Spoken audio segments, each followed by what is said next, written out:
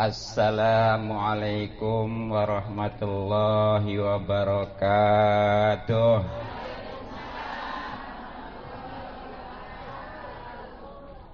Bismillahirrahmanirrahim. Wassalatu wassalamu ala rasulillah wa ala alihi wassahbihi wa mawalah.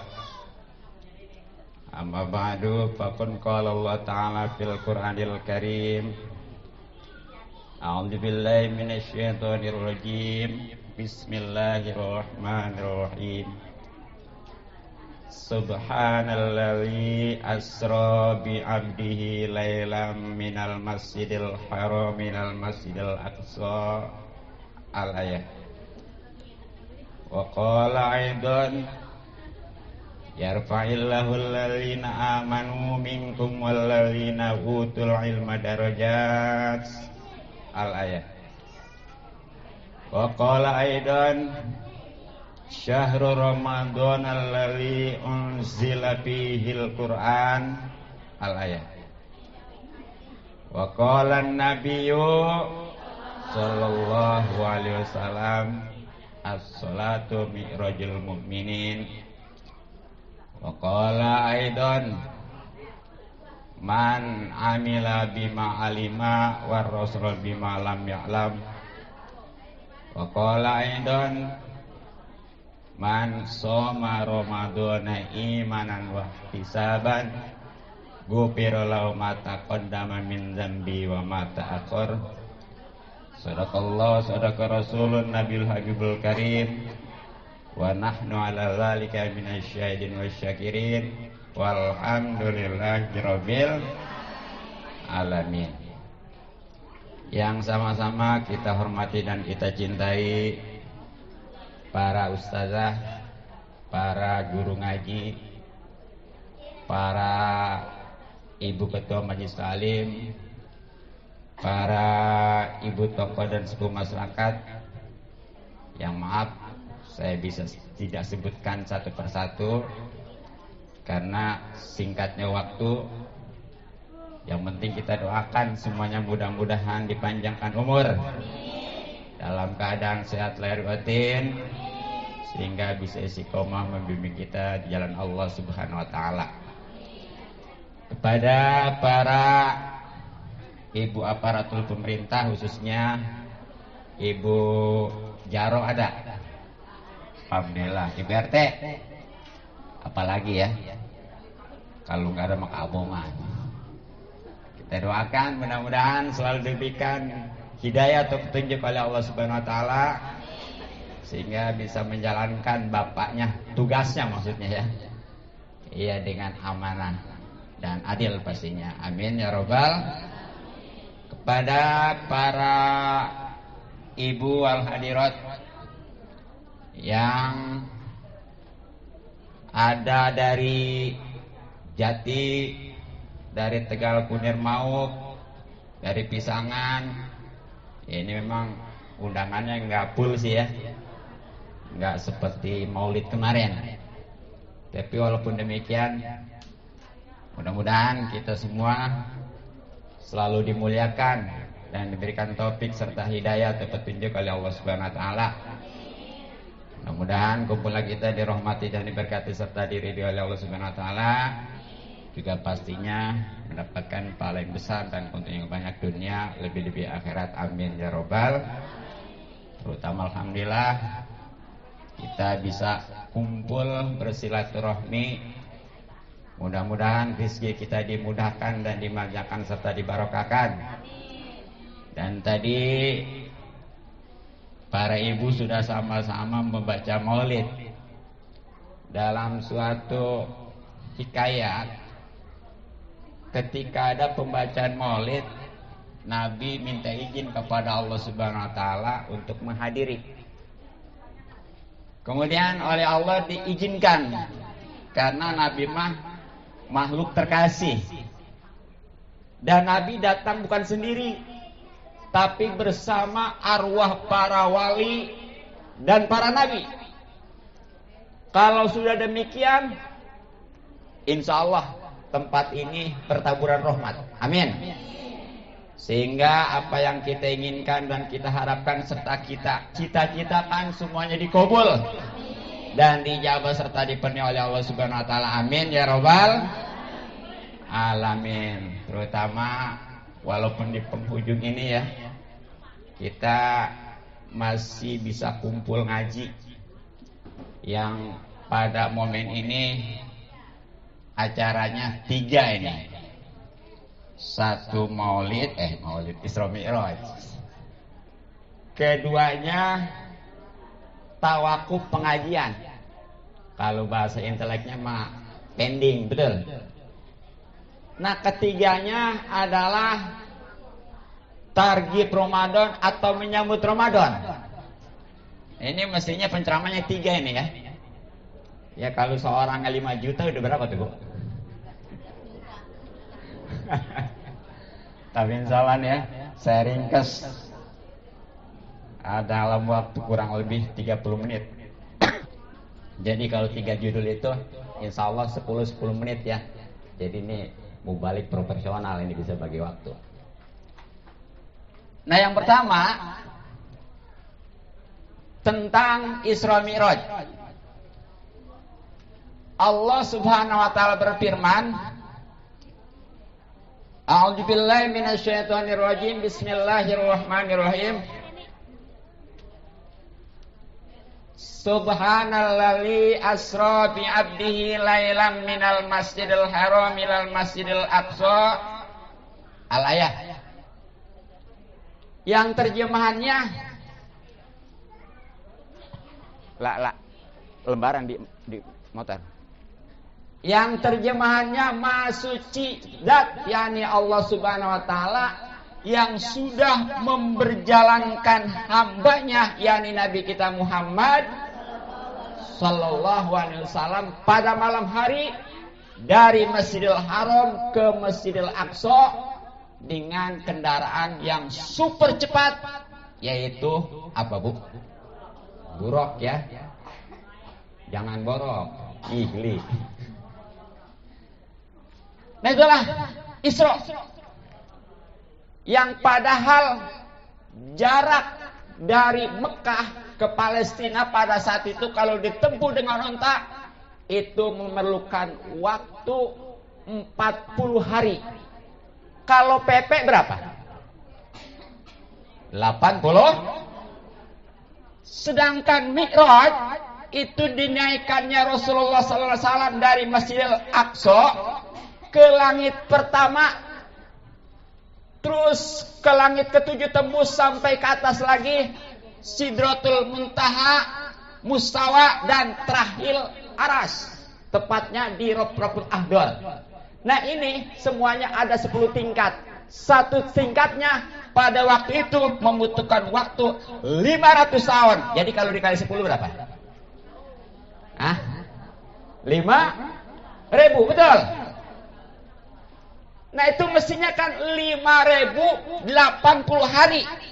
Tapi ternyata oleh Rasulullah pada saat itu, karena memang di-Isra Mi'rajkan oleh Allah, hanya memakan waktu kurang lebih 3 jam.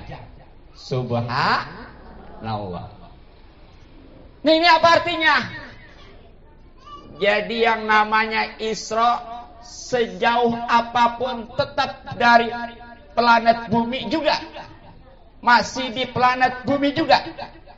Sedangkan Mi'raj yang lebih jauh lagi itu pada dasarnya adalah tentang menggambarkan hablum minallah. Kalau Isra hablum minan nas, kalau Mi'raj adalah hablum minallah. Apa artinya? Jadi hikmah daripada Isra Mi'raj mestinya kita dengan sesama rukun akur insya Allah. Makanya ini ya, yang masih ada musuhan nih, apalagi kemarin gara-gara beda pilihan, betul? Kan kemarin pesta demokrasi ya, ada yang milih ini, ada yang itu. Nah udahlah, berlalu, sekarang mah damai. Sebab kalau kita masih ribut aja, masih gontok-gontokan, sayang ibadah kita nggak diterima. Apalagi nanti ini bulan Ramadan. Nah itu Isra. Kemudian Mi'raj itu apa?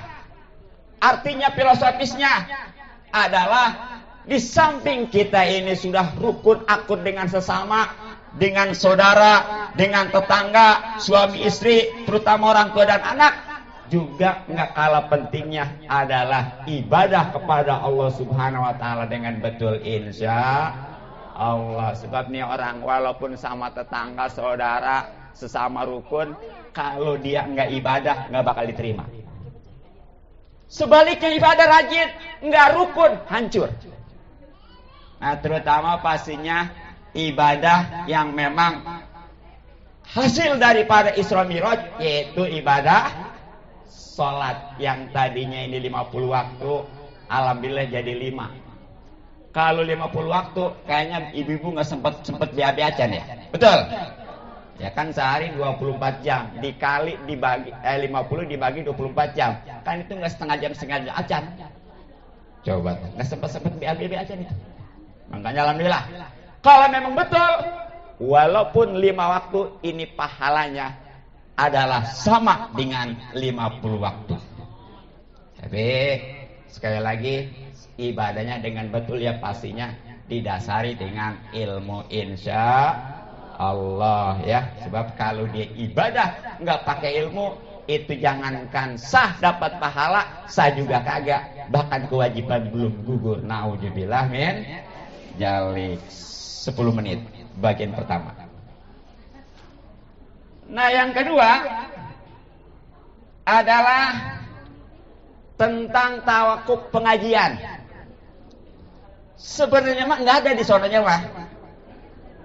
Ya nggak ada hadis, bahkan Al-Quran yang menganjurkan Ramadan meliwur. Nggak ada. Bahkan justru Ramadan itu lebih-lebih. Ada suatu sabda Rasulullah SAW, man hadoro, siapa orang yang hadir, cewek cowok ya, majlisal ilmi, majlis ilmu pi Ramadan, di bulan Ramadan, katabullah lahu, maka pasti Allah catat untuknya bikuli kodamin, setiap telapak kaki ibadah tasana, ibadah setahun.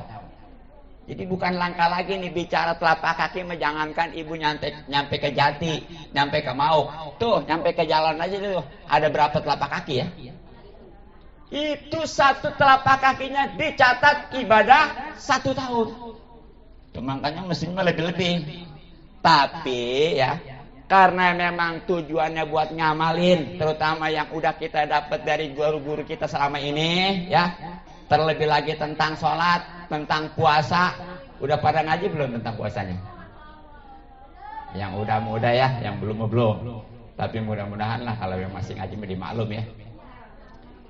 Nah, kalau kita udah ngamalin nih, insya Allah Rasulullah SAW bersabda, man amila, siapa orang yang mengamalkan bima alima, dengan ilmu yang sudah dia ketahui, warasallahu, pasti Allah mewariskan kepadanya. Ada keterangan lain, fatahallahu lahu, Allah membuka baginya apa?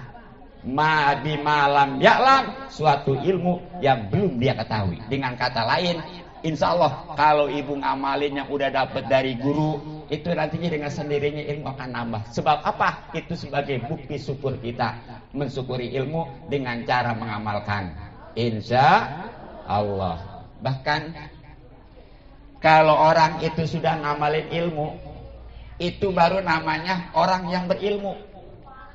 Jadi kalau hanya baru ilmu belum diamalkan, itu namanya bukan belum berilmu. Yang berilmu itu istilahnya yang udah ngamalin. Nah, kalau sudah ngamalin, Allah firmankan nih, a'udzubillahi minasyaitonirrajim, bismillahirrahmanirrahim, yarfa'illahu alladzina amanu minkum walladzina utul ilma darajat. Allah mengangkat kepada orang-orang yang beriman di antara kalian dan orang-orang yang diberikan ilmu beberapa derajat. Itu jadi orang yang beriman dan berilmu mah insya Allah karena diangkat derajatnya oleh Allah, di mana dan kapanpun juga nggak bakal sengsara. Betul? Ada ustadz yang sengsara ada? Nggak ada ya, apalagi kiai ya, walaupun nganggur. Betul? Ya karena itulah memang diangkat derajat oleh Allah Subhanahu Wa Taala. Alhamdulillahirobbil alamin. Nah, selanjutnya terakhir nih ya, tentang Ramadan menyambut. Nah baru kenapa nih kita mesti berbahagia dengan datangnya Ramadan? Dibuka lembarannya ya, mari kita baca bareng-bareng. Ayo. Ya. Bacanya bareng-bareng aja ya. Ntar tapi kalau saya narik jangan diikutin. Ya, ngerusak suara saya. Siap ya. Ya ntar kalau kata saya angkat tangan baru sama-sama ya. Ya kemarin masalahnya di Jati juga pernah dibaca, tapi kata saya kok lagamnya bukan bawaan dari saya itu ya. Iya. Makanya sekarang nih, nanti kalau memang belum hafal bisa disimak di YouTube ya. Ya siap. Allahumma sholli wa sallim wa barik alaihi wa alihi. Ya saya dulu ya. Marhaban ya syahr Ramadan, marhaban syahr siyami, marhaban ya syahr Ramadan, marhaban syahrul qiyami. Ayo marhaban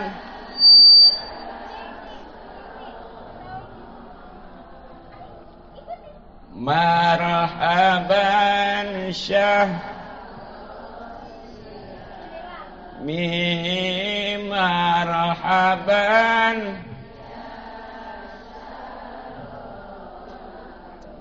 marhaban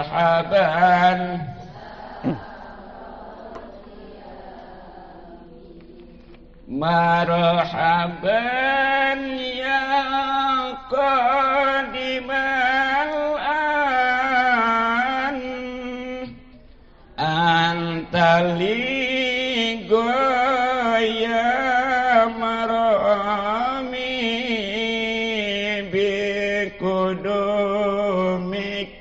yan jaliran wa yazulul ihtimami, marhaban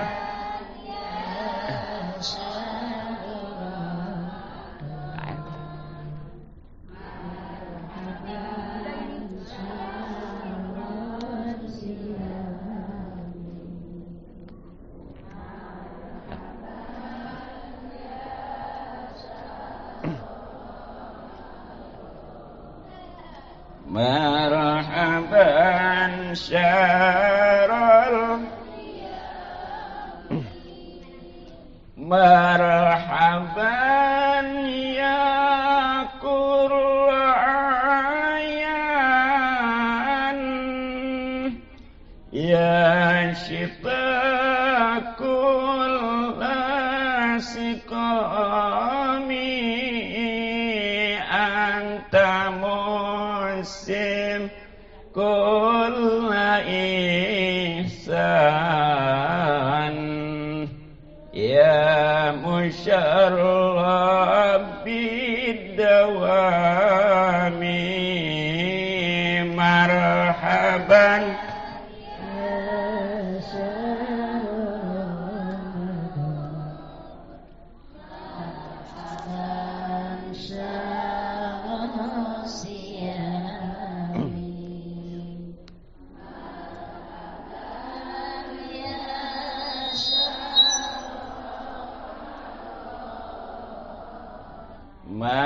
marhaban syarul fika yansyat kullu insan litilawa wal qiyami wa يصفد كل شيطان ويكبل بالمهامي مرحبا يا شهر رمضان مرحبا شهر الصيام مرحبا يا شهر رمضان مرحبا شهر القيام. Ya, jadi kita harus gembira nih dengan datangnya bulan Ramadan, karena di samping Rasulullah SAW bersabda, man fariha bidukuli Ramadan haramawal jasadu ala niron. Siapa orang yang gembira dengan datang atau masuk bulan Ramadan, pasti Allah haramkan jasadnya dari neraka. Dengan kata lain gak bakal masuk neraka, mau? Iya, gak masuk neraka ya. Nah itu baru gembiranya doang. Karena ada orang kadang-kadang di bulan Ramadan itu ngedumel. Bagaimana ngedumelnya? Ya, Ramadan lagi aja. Berasa. Terus kalau bukan Ramadan kan lapar tinggal makan, betul. Haus tinggal, betul. Pokoknya bebas. Tapi Ramadan kan makan nggak boleh, minum nggak boleh, betul. Nah itu jangan sampai gitu ya. Jadi kita harus gembira, senang nih dengan datangnya Ramadan. Insya Allah kita nggak bakal masuk neraka, amin ya robbal. Yakinlah ibu mah semua pasti gembira, senang. Apa sebabnya? Bakal dibeliin baju, bakal dibeliin kue. Itu kalau punya, kalau kagak mah jangan ngedumel lagi ya. Nah itu jadi luar biasa. Di antaranya nih, keutamaan bulan Ramadan itu adalah puasa. Nah di bulan lain kira-kira ada nggak puasa, Bu? Yang wajib? Nggak ada kan? Ya kalau qadha mah itu makan boleh bulan kapan aja. Nah insya Allah nih dengan puasa kita ini akan jadi orang yang bertakwa. Kalau orang bertakwa kesonanya insya Allah akan selalu diberikan jalan keluar, bahkan diberikan rezeki yang tidak disangka-sangka. Kemudian sehat. Ini makanya jangan jadi alasan kenapa nggak puasa. Mah, insya Allah sehat. Orang mau dioperasi justru puasa dulu, betul. Nah terutama nih Rasulullah bersabda, man soma Ramadana imanan wahtisaban gufira lahu ma taqaddama min dzambi wa ma ta'akhkhar. Siapa yang puasa di bulan Ramadan asal karena iman bahwa itu perintah Allah dan karena Allah bukan karena cari muka, maka pasti dosanya yang lalu dan yang akan datang diampuni oleh Allah Subhanahu wa taala. Alhamdulillahirabbil. Nah, tapi di sini maksudnya adalah dosa-dosa kecil ya. Begitu. Nah, untuk mendapatkan keuntungan puasa semua, ini tentunya puasanya harus yang betul juga. Jangan asal puasa doang. Nah, bagaimana nih puasa yang betul? Di antaranya kalau yang udah ngaji mah harus tahu rukun puasa. Ya sebenarnya mah banyak, secara globalnya sebenarnya ada dua ya, kesimpulannya mah apa? Satu, niat. Betul. Nah niat itu setiap malamnya untuk satu hari ya. Itu jangan sampai lupa. Sebab kalau lupa, pagi-paginya siangnya nggak boleh makan, nggak boleh minum kayak orang puasa, tapi nanti wajib qadha. Kenapa? Sebab nggak sah. Terus dia nahan, nggak makan nggak minum, dapat pahala karena wajib. Nah terus yang kedua adalah menghindari daripada masuknya ke bagian rongga yang ada di kita nih. Apa aja? Hidung ya. Jangan sembarangan culak colok kalau lagi puasa mah. Mau nyolok mau dicolok jangan ya. Kuping, telinga jangan sembarangan kulak kilik. Berbahaya ya. Kita sendiri kan bulu mah kalau udah ngilik ya.